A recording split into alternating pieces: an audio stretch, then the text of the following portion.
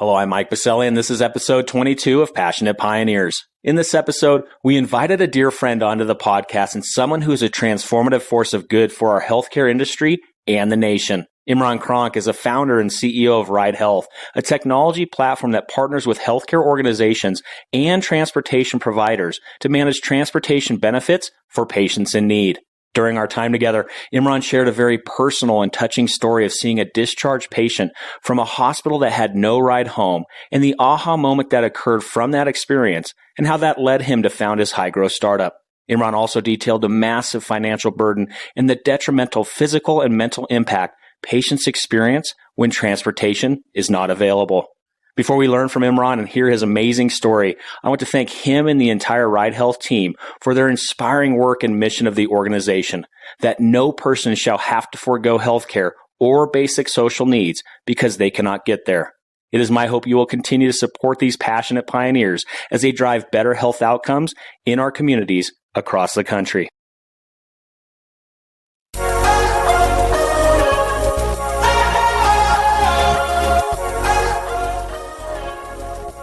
Welcome to Passionate Pioneers with Mike Biselli, where we highlight and speak with the innovators, the game changers, and the pioneers who are deeply passionate and relentless in solving the problems our world is facing today. This is your opportunity to connect with and learn from these leaders and to support them on their mission. Perhaps they will soon be hearing your story as well. This is Passionate Pioneers with Mike Biselli. I look forward to having you on this journey with us.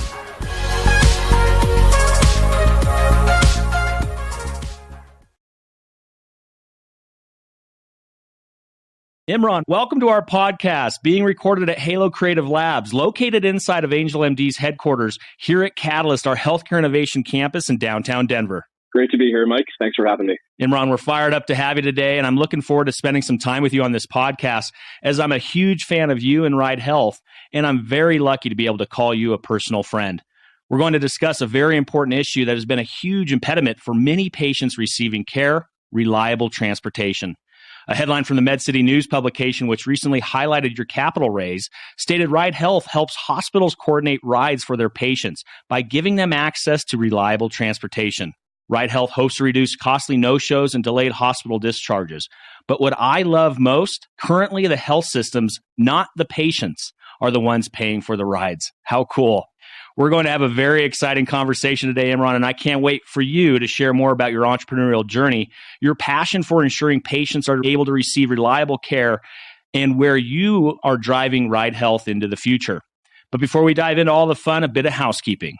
For our audience, while listening to any of our episodes, please make sure to visit the episode notes to share feedback and ideas with our guests via our guest feedback form link, and to nominate other passionate pioneers for a future episode via our guest nomination form link. And lastly, please take a moment to subscribe to the podcast so you will automatically receive episode updates in your podcast player. Simply search Passionate Pioneers with Mike Biselli in iTunes or Spotify, or click the link at the bottom of the episode notes. All right, Imran, before we chat about Ride Health, let's take a moment to break the ice a bit so our community can get to know you. I'm going to select one random question here, and we'll take it from there. All right, what came up? Your favorite place on earth you've ever been, and why? That's a great question. I'd have to say Mount Kilimanjaro, and more generally, Tanzania, given both the climbing and safari experience there. But in particular, the summit of Mount Kilimanjaro was just an incredible place. Really, it's more of a journey. 7 days to get up there, and we kind of do the summit hike overnight and get there as the sun's rising. And there's few things I can think of that have been more awe-inspiring in my lifetime than seeing that, especially after the journey that it took to get there. So that's what comes to mind, the favorite place on earth. How is the food on a 7-day hike to altitudes of almost 20,000 feet? Actually, I got to give credit to the colleagues we had along the way. They prepared some pretty good food, considering there were no kitchens around, and we kind of had to make do. It was enough vegetables, enough carbs, to keep you going and keep you feeling healthy. So cannot complain. It was more about the fuel that you need to get up there than Michelin star stuff. And any altitude sickness? Yeah, luckily I didn't experience it because I had a lot of Diamox. There was that's one of the critical things I tell people before they go up there is make sure you have twice as much altitude sickness pills as you think you'll need, and Because you never know when you're going to encounter somebody who has too few, right? You can literally save someone's life if you have a little extra. All right. Well, good to know. Well, Mount Kilimanjaro, it is. Very exciting. Thanks for sharing that, Imran. Can I turn that around on you to hear from you? Absolutely. Well, thank you for asking, my friend. I've traveled a lot. I'm very fortunate. I've been able to see a lot of the world. You probably saw my blog post and saw the update earlier in 2019. I spent a month over in Asia for a sabbatical to get ready for my next big journey. And while that was amazing, I went to Laos and Vietnam and Hong Kong, Japan. I would have to say my favorite place thus far is Amsterdam. The architecture, all the water, the canals, the food. Believe it or not, there's still a big Indonesian presence there and influence in regards to food, which was phenomenal given the historical perspective of the Netherlands and being a big trade port. The Dutch, incredibly friendly, beautiful windmills everywhere. I can't say enough about Amsterdam and the Netherlands. It was an amazing place. That's great. It's been quite a while since I was there, and I was there when I was probably 10 or 12 years old, so I was not able to enjoy it to its fullest, but certainly hope to be back at some point soon. I do recommend. Do head back. For the recommendation. It's on the list now. Absolutely. All right. Well, let's dive in. Thank you for sharing that, Imran. We do have a lot to cover today. I have been fortunate to watch your journey with Ride Health, what you and the team have been building over the years. I know 2019 was a big banner year for you and the organization, and there's much, much more to accomplish with this very fast-growing startup that is Ride Health. But of course, one doesn't just fall into transportation and logistics and then build a company around it. Imran, take us back a bit. How did you discover the need? What were the aha moments? Give us a little bit of a history lesson of how and where you got to today with Ride Health. Take us back a bit. Yeah. Thanks for the opportunity. At my core, I've always been focused on healthcare. And in school, I focused on the sociology of medicine and what's commonly today kind of referred to as social determinants of health. And was always focused on and fascinated by the way in which those social factors impact people's ability to access care and adhere to it and see high quality outcomes. So about 6 or 7 years ago, though, I was a volunteer in a hospital down in North Carolina, where I'm from originally. And I was doing volunteer shifts between 9 p.m. and midnight in the emergency department to really get a on-the-ground feel of sort of the day-to-day activity and flow of an environment like that. And this patient was discharged, I remember, around 11:30, 11:45 at night. And he came out into the waiting area, and I was the first person he saw. And he said, "Hey, I don't have a way of getting home. Is there anything you guys can do to help out?" And he told me he had been taken there in an ambulance, 8-10 hours earlier. And now he was being discharged right before midnight. And he had just no money on him. He didn't have anybody he could call. His only relative in town was his mom, who was bedridden and wasn't able to be much help there. So he was kind of stuck. And I suggested that he go over to the nurses' station and see if they could help him out with some type of resource. And he went over there and talked to them for a little bit. And I could overhear them a little bit. And they were indicating that they didn't really have anything on hand for this circumstance and that he'd have to kind of figure something out. So he was wandering around the waiting area, and I went up and asked him, what do you plan to do? And he said that he might try to walk home. And I was like, well, where do you live? And he said, he described this part of town that was around 8 or 9 miles away from the facility. And this guy was maybe 60 to 65 years old. He was kind of off balance and staggering a bit. He told me that some medication he had been given during his stay had actually compromised his vision. And so he couldn't see all that well. So no part of this sounded like a good idea for this guy to just go off into the night. It was like raining, it was dark, it's just like not a good situation. And so the only thing I could think to do in that moment was to offer him a ride home, because I was going to be leaving in a few minutes at midnight. And he took me up on it, and I just drove him home, dropped him off, and went to my home. And everything worked out. It was like not a big deal. But it was a little weird driving a total stranger home in the middle of the night, as you might imagine. And it kind of got the gears turning in my mind about why that had been the outcome of that situation, and why there hadn't been some other sort of system or process in place to accommodate it. And so as I got more curious about this, I looked into the nature of how something like transportation or mobility impacts our patients' ability to navigate healthcare, access care. Forget just getting home from the hospital in the middle of the night. What about getting to and from care in broad daylight? It became clear to me that something that a lot of us have taken for granted, mobility, transportation, was actually a huge impediment to access to care for a specific set of folks. And these tend to be disproportionately individuals who are lower income and have difficulty with affording transportation, those who are perhaps elderly and may no longer drive independently, They might rely on family, friends, broader social network that isn't always there when they need it. And those who have physical mobility limitations and require extra assistance and technical, vehicle fitting that may not always be available, or those in rural areas who are sort of disconnected from public transit systems and are navigating long distances if and when private transportation is available. And so I began to learn more about the nature of this problem and realized that this really impacts millions of people. According to federal data, as many, or at least as many as 3.6 million people miss or delay care every year due to transportation barriers. It's probably a lot higher than that. That was a conservative estimate. And so I became really interested in understanding the different stakeholders around the table here who had a hand in this and had an interest in solving this problem or at least addressing it. And I began to think about the role that patients play and their family members and caregivers, the role that social workers and care managers within the healthcare delivery systems play, the hospitals, the community health centers. Think about the way payers have a seat at the table here across Medicare, Medicaid, dual populations. And then, of course, all of the transportation providers, sort of the vast world of mobility. And if you look at all these different stakeholders, you realize they all have common interest in ensuring that patients are accessing care in a timely and convenient, cost-effective manner. They just don't always have a way to communicate and coordinate among themselves to make it happen. And so it became clear that there was an opportunity to build that common thread and unite those different stakeholders around those shared aims. And that's what kind of led to the process of ideating and refining what is now Ride Health. And we'll talk about that, Imran, and thank you for that wonderful backstory. Of course, have some questions. I'm curious because I love spending time with entrepreneurs that see opportunities that sometimes others don't.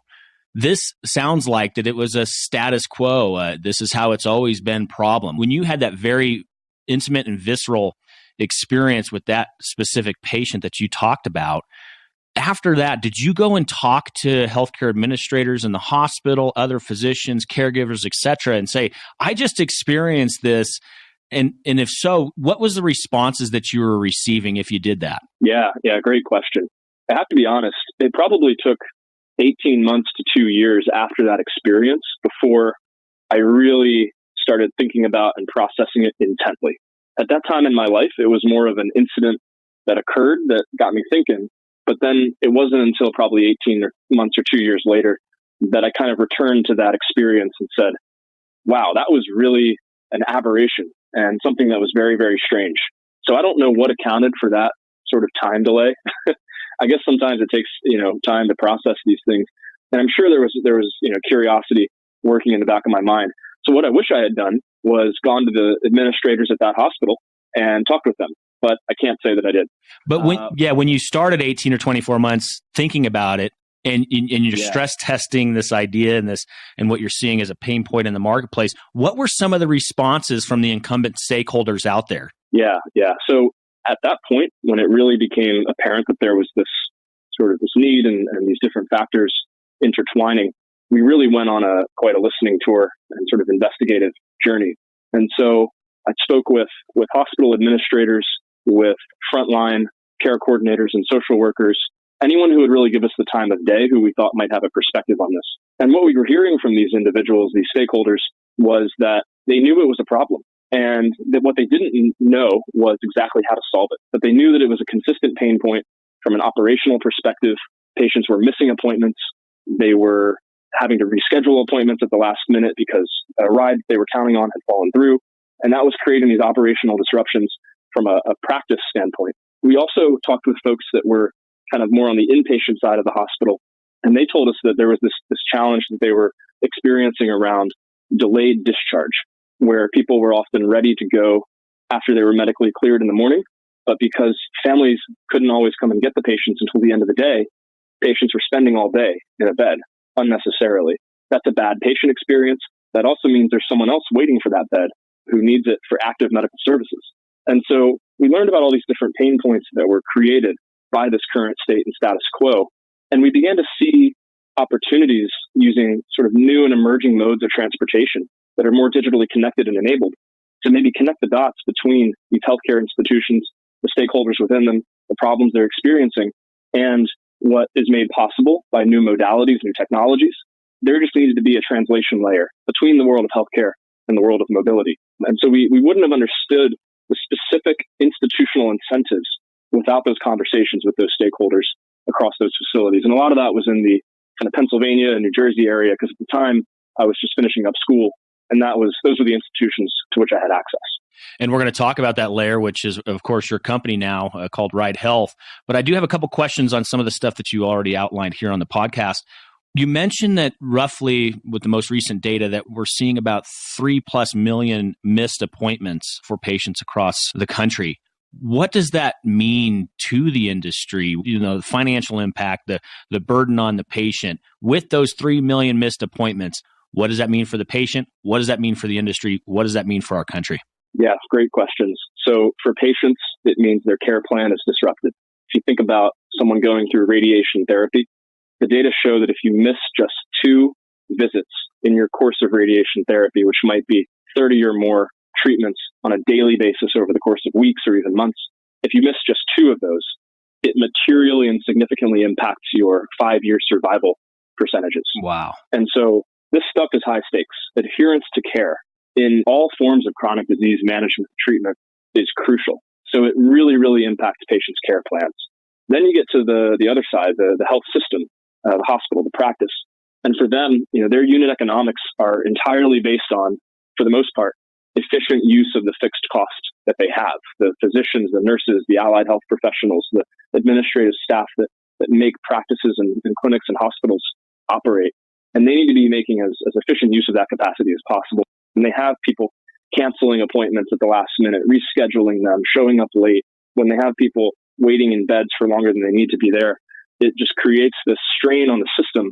And these are not organizations that are typically known for having high margins, right? So it creates this additional strain on these delivery systems. And then how it impacts our nation really comes down to the combination of those patient and organizational impacts and the way it impacts our overall health as a country, and the impact that health has on social fabric and well-being and economic indicators of productivity. You can kind of connect those dots and draw those lines. And so it's absolutely an important problem to focus people's energies and efforts around, to make sure that transportation is not a wildly complex intervention. It's actually a fairly simple process to get people from point A to point B. It's solvable. There's certain other social determinants that might be a little bit more intractable, and certainly transportation has its nuances. But it feels like we have all the tools we need. We have the resources in place. It's a matter of connecting the dots and connecting the right patient to the right ride at the right time so that they can achieve their intended health outcomes. Well, let's talk about how you are solving it, actually. Imran, you set me up perfectly for a segue. One thing that I love about on your website at ridehealth.com, I love your vision, and it is the following: to simplify and transform the human transportation experience through technology, data, and a deep commitment to patients and their caregivers. That is perfectly said. Obviously, you guys have a great marketing team and an amazing vision that is setting the course for Ride Health. So let's talk about the technology. Let's talk about the platform. Like you said, transportation isn't rocket science, but what you have built to elegantly and seamlessly connect the dots for caregivers and patients is incredibly brilliant. Matter of fact, it's growing like gangbusters. You guys just raised a huge round here at the back end of 2019. But let's talk about the technology. Let's talk about the platform a bit. Yeah, absolutely. And thank you for the kind words. I'm sure our marketing lead, Chris, and our head of growth, Ryan, and their colleagues who worked on that, we all worked on it together. Really would be thrilled to hear that you think we nailed it. So thank you. In terms of the platform and technology, we have a phenomenal product and engineering team, and we're really proud of what they've done. We have a lot more on our roadmap, but in terms of what we have today, it's a web-based platform that allows care managers and social workers within healthcare organizations, whether that's a hospital, a multi-hospital health system, a Medicare Advantage plan, a Medicaid managed care plan, a dual eligible plan, a society or a foundation, any type of healthcare organization that allows the care manager or social worker within that organization to create very detailed patient profiles. And those profiles contain information like demographic data, including what language a patient speaks, where they live, and then it includes communication information and preferences. So do they have a smartphone? or a flip phone, or do they rely on a landline? That really determines how we'll communicate with that patient. Do they have a caregiver who may travel with a phone, even if the patient themselves does not? Those are the nuances that we can accommodate. And then we have the physical accessibility information. So, does somebody ambulate without support, and so they can use any type of vehicle or public transit resource, or do they need some type of assistance on a door-to-door or door-through-door basis? Do they need a wheelchair accessible vehicle? Do they have to lie flat during transit? So they need a stretcher van? Do they need an ambulance with basic or advanced life support? Back to the wheelchair example, it's not just a surface level wheelchair or not. Is this a motorized wheelchair? Is this a bariatric wheelchair? Does it fold up and transfer into the vehicle? How many steps is outside this person's home? Here in New York, there's a lot of walk-ups, so that's important to understand. And do you need a couple of people to help with navigating somebody in a wheelchair, right? So there's all these physical accessibility nuances and considerations that our data model also accommodates. And so once you've created this profile for this patient that has a lot of the standard information and then a lot of the specialized transportation-related information, you can create rides for them. So you can create one-way rides. You can create round-trip rides, so there and back. You can create multi-part rides or recurring rides. So that covers all of the clinical use cases, from a discharge to an appointment to stopping at a pharmacy or a social services office on the way home from an appointment, as well as ongoing chronic disease management. Back to what I was saying earlier about someone going to radiation therapy every day, chemotherapy, or dialysis, multiple times a week. It allows the coordinator to easily schedule that cadence. And so when a ride request is created, we actually send that out to our network of transportation providers. And our network is comprised of the full spectrum of mobility that you can imagine, except for scooters. We haven't gotten there yet. And so it starts with public transit, which is subways, buses, and paratransit. And then it also includes livery, so curb-to-curb levels of service. And that's where we get partners like Uber, Curb Mobility, and then local taxi services. And then we get into the level of non-emergency medical transportation services. So those are companies. There's 17,500 of them across the country. By the way, there's also 1,400 public transit agencies across the country. Wow. A lot of people know that. But there's 17,500 non-emergency medical transportation companies nationwide. And these are often mom and pop organizations that might have 5 or 10 vehicles or fewer. And they're small businesses. They employ their drivers. They have training for their drivers in sort of higher level of service delivery for that door to door, door through door, wheelchair accessible assistance, all the way up to and including ambulances, as I mentioned. So we really have this full stack medical transportation network across all forms of mobility. And what we do is we integrate with the system of record for that transportation service. So their internal dispatch and scheduling system.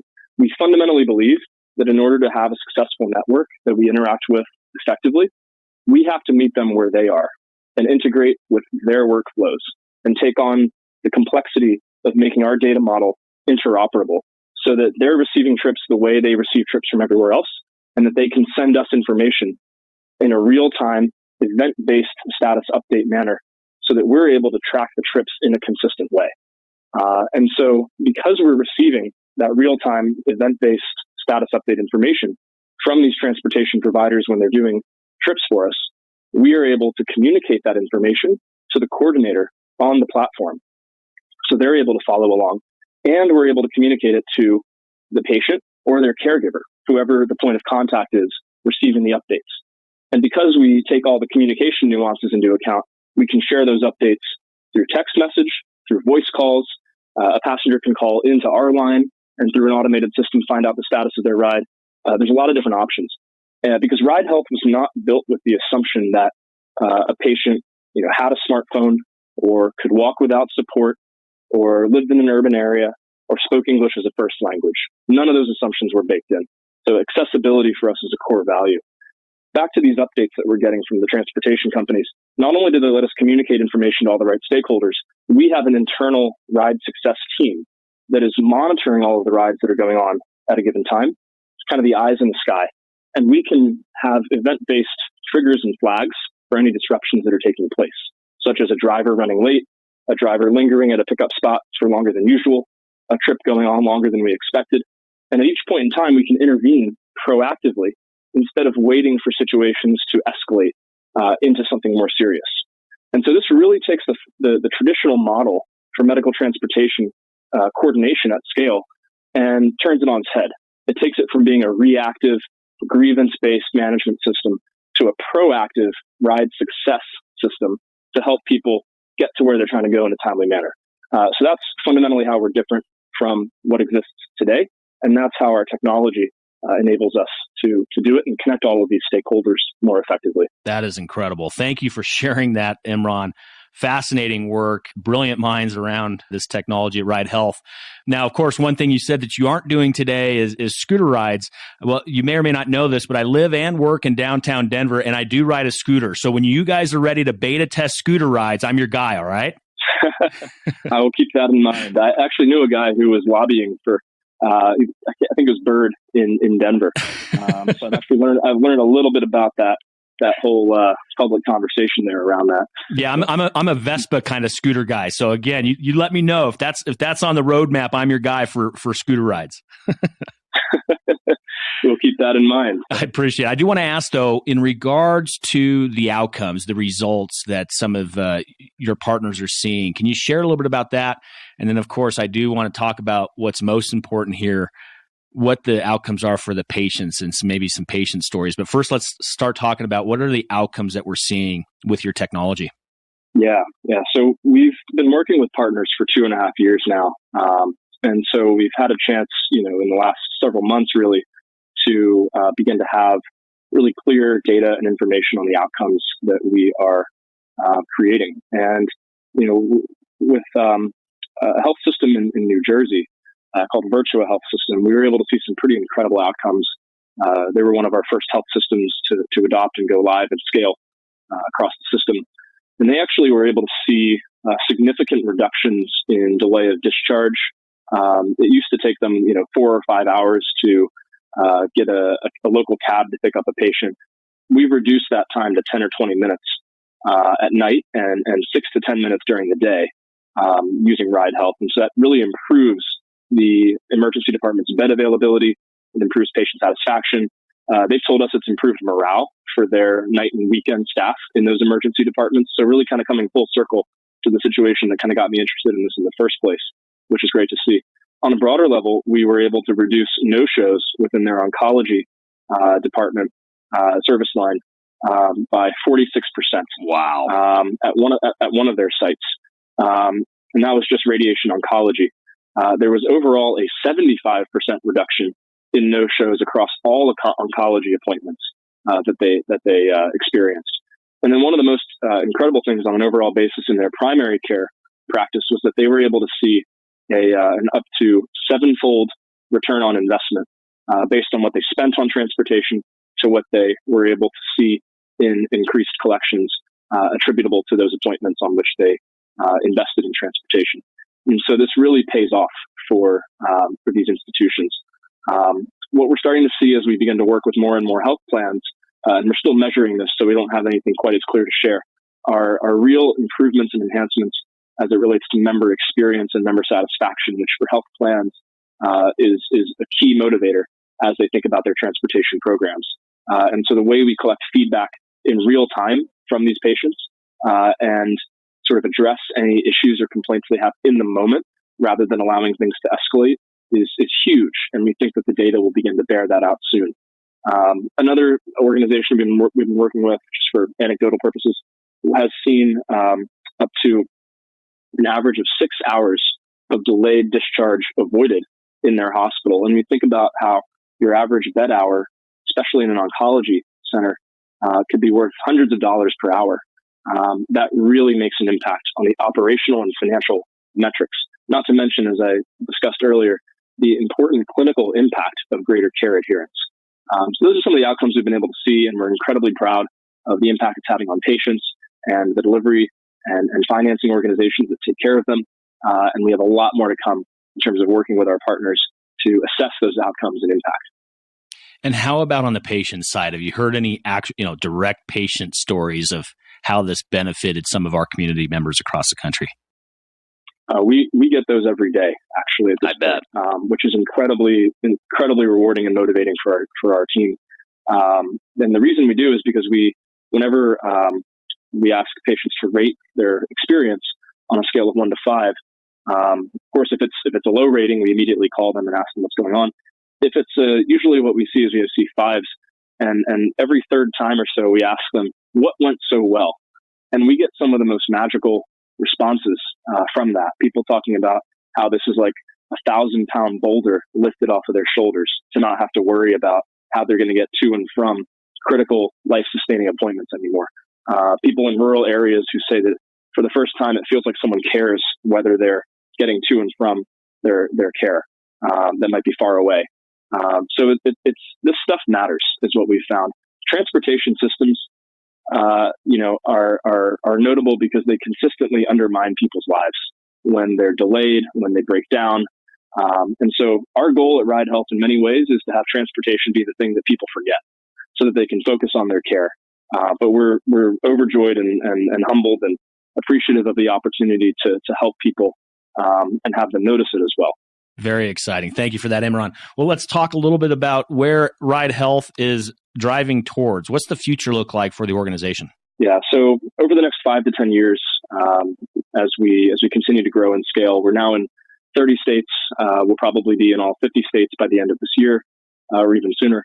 Our goal really is to define the intersection of health and mobility on a global scale, and be the organization that can translate across healthcare organizations, mobility services, and governmental stakeholders to really solve these access challenges that people face to healthcare and other social resources.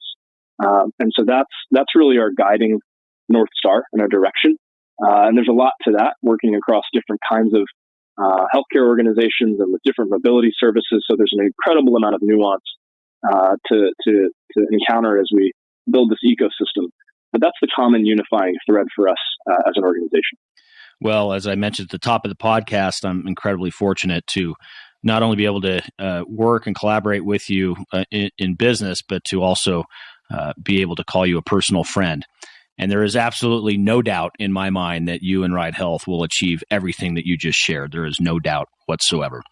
Well, let's turn it to the community, Imran. I know there are a lot of incredible leaders now around the world that tune in on the weekly here for the podcast and have been offering amazing insights, opportunities, ideas, connections, etc. to our guests. So let's take a moment.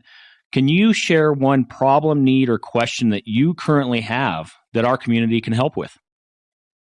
Yeah, absolutely.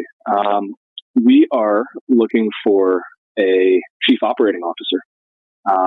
And it's not something that's, a critical near-term, hair on fire need, but it's something that over the long term we think will be very beneficial as our organization continues to grow and evolve. I'm a first-time founder, and that's just a beneficial partner to have in the evolution of an organization. And so if anyone out there is listening who has found our story interesting and would like to be a part of it, or knows somebody who might be a fit, we welcome hearing about you or who you know.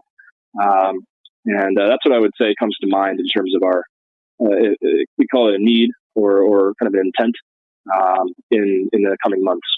And let me have a follow-up on that, Imran, just make sure that our community can be best of help. Is there a specific location that you would like this COO to be operating out of?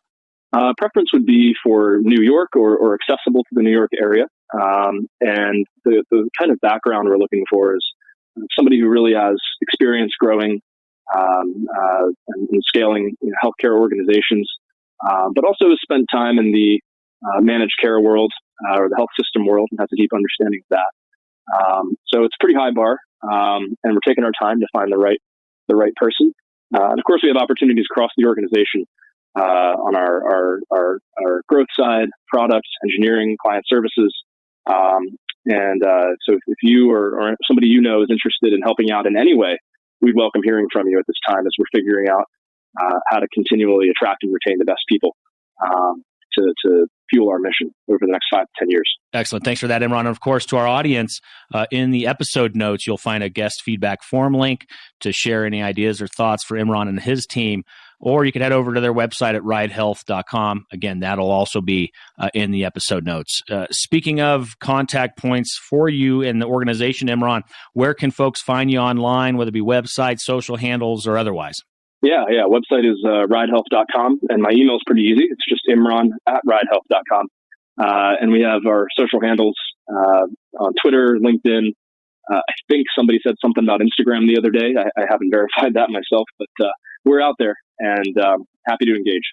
And again, we'll leave those contact points in the episode notes for this discussion today as well. All right, Imran, it's time to take us home. We have reached the end of the episode here, but I have a fill in the blank for you. I'm a passionate pioneer because things worth doing are seldom easy. You have to maintain a layer of conviction underlying everything you do every day in order to do this work. You have to be passionate, and you have to be sometimes a pioneer. Folks around the team constantly remind me that how can we figure out the things we're doing that are counterintuitive, that in 5 years or 10 years are going to be the conventional wisdom. So that's where you bridge the passion with the pioneering spirit.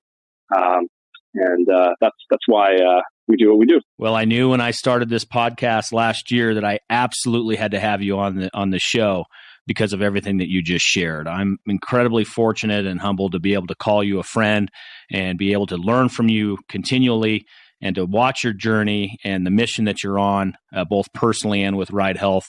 Imran, I thank you for everything that you're doing to continue to better the health of our nation. And know you have somebody a mile high in Denver rooting you on continually. Keep up the great work, my friend, and thank you for being on the podcast today. Thank you for having me, Mike. This was a great conversation. Looking forward to seeing you soon. And to everyone listening, thank you for listening as well. Thank you.